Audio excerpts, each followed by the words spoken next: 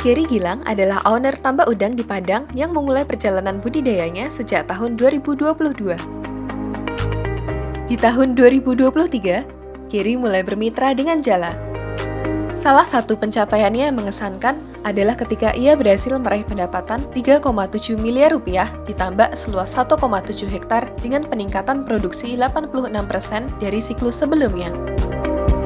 Tapi dengan cara saya di mana kita budidaya yang memang fokus sama bottom line, fokus sama profitability, indikator teknis penting tapi lebih penting duit gitu. Jadi ya jujur kita SRFCR nomor sekian, yang penting duitnya yang mana gitu kan. Jadi ya di situ kita fokus, kita budidaya mulai dengan tebaran yang rasional ya. Kita cuma main 85 ekor per meter kubik ya. Jadi kalau lu punya air 2 meter kan bisa 170 ekor per meter kubik gitu kan. Tapi air kita kan biasanya pendek-pendek tuh kan. Jadi kita sesuaikan. Berapa tuh di sana? Kita bisa di sana sampai 1,5 meter. Jadi tebaran kalau rata-rata sih 127 sampai 130.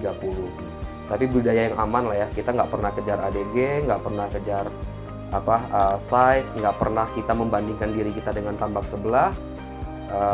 Jadi kita fokus sama kita mau bikin apa di tambak ini gitu. Jala masuk, bantu teknologi. Kita managing working capital kita dengan sangat lean, karena situ kunci kita bisa dapat GPM di harga jelek sampai 34% profit margin net setelah bonus, setelah semuanya ya, karena kita bukan karena kita wah-wah banget tapi irit banget.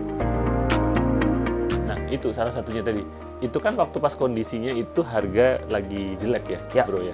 Jadi apa sih sebetulnya yang dilakukan menghematnya itu gimana caranya, dan bagaimana mungkin teknologi yang kita terapkan dalam. Kalau dari sisi cost savingnya tentu kita pengen ngirit ya, tapi ngirit di hal yang salah malah produktivitas kita terkorbankan. Jadi kita pengen ngirit di tempat-tempat yang memang kita bisa ukur pengiritannya dari mana.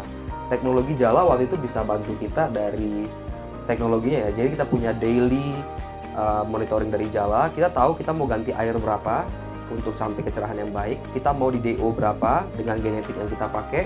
Dia support dari berapa. Ya kalau DO-nya lebih ya dikurangi dong kincirnya kan. Karena ada beberapa genetik yang saya pakai memang DO-nya 10 pun tumbuhnya susah gitu kan.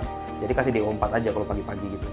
Jadi ya kita memang dari daily monitoringnya Jala itu benar-benar ya ada cost yang kita keluarkan, tapi savingnya itu 4 kali lipat dari cost yang kita keluarkan.